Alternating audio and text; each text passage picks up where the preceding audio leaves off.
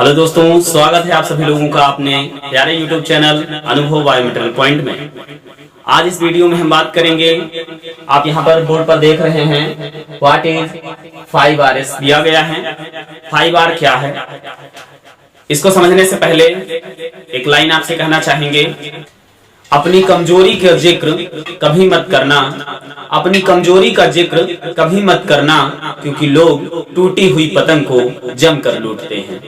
अपनी कमजोरी का जिक्र कभी मत करना, क्योंकि लोग टूटी हुई पतंग को जमकर लूटते हैं। तो दोस्तों, यहाँ पर आज हम बात करेंगे कि 5Rs क्या होता है। सबसे पहले 5Rs की बात करते हैं तो रिफ्यूज आता है।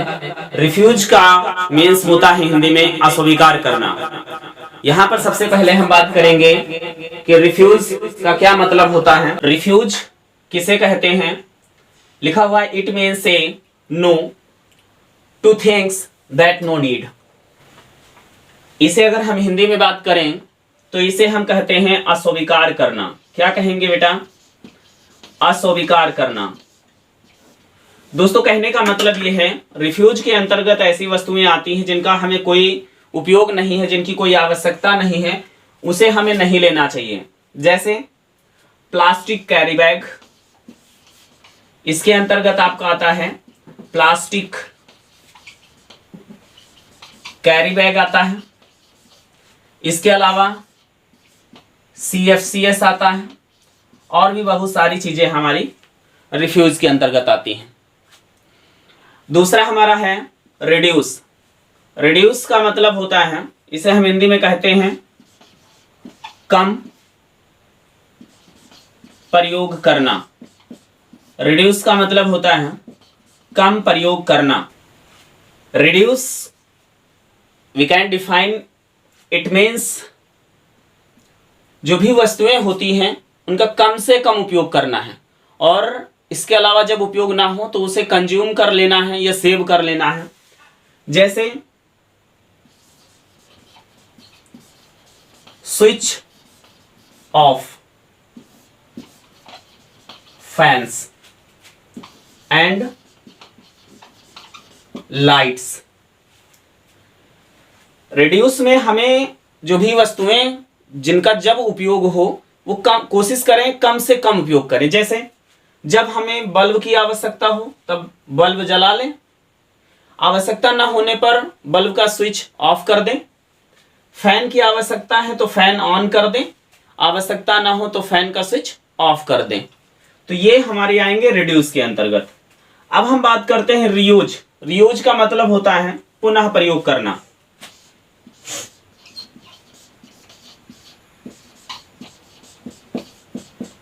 रीयूज का मतलब होता है पुनः प्रयोग करना। इसको इंग्लिश में डिफाइन करने के लिए हम बोलेंगे, रीयूज मीन्स, या आप कह सकते हैं it means use of things again and again.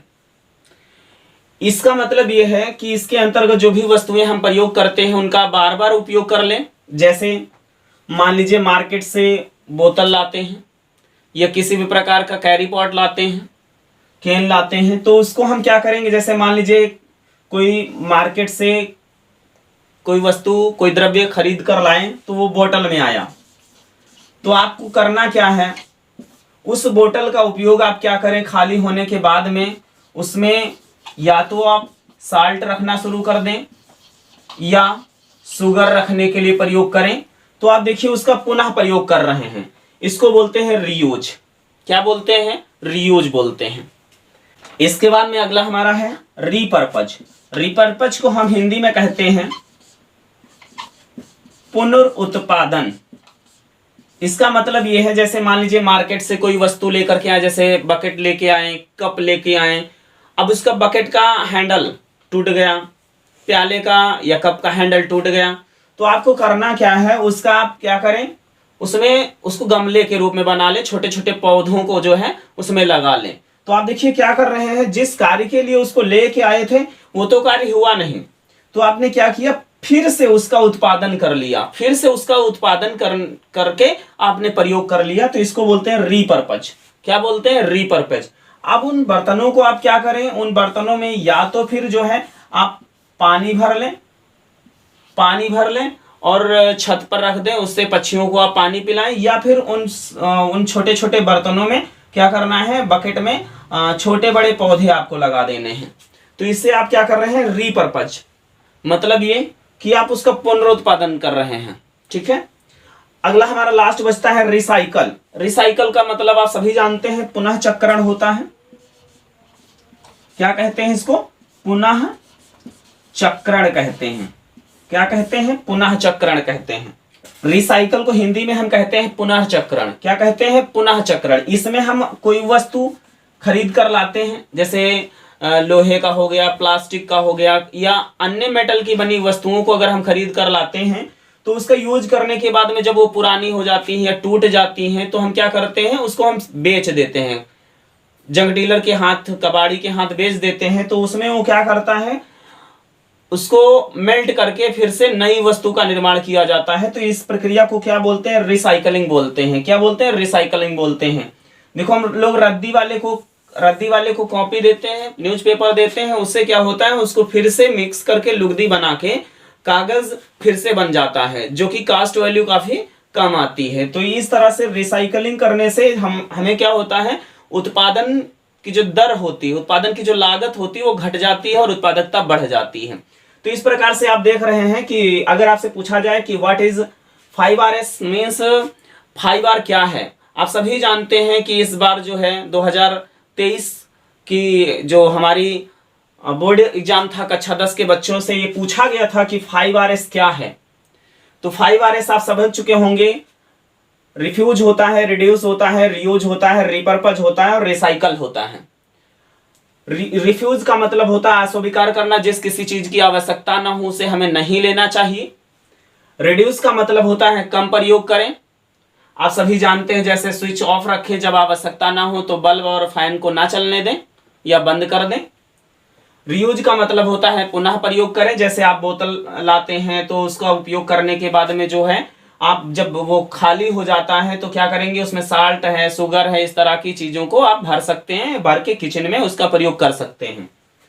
Repurpose को हम क्या कहते हैं, पुनरुत्पादन कहते हैं। जैसे कोई वस्तु मार्केट से खरीद कर लाते हैं, वो टूट जाती है या क्रैक हो जाती है, तो उसको आप अपने अकॉर्डिंग जो है उसमें छोटे छोटे पौधे लगा सकते हैं, ऑर्नामेंटल प्लांट लगा सकते हैं, कुछ भी कर सकते हैं।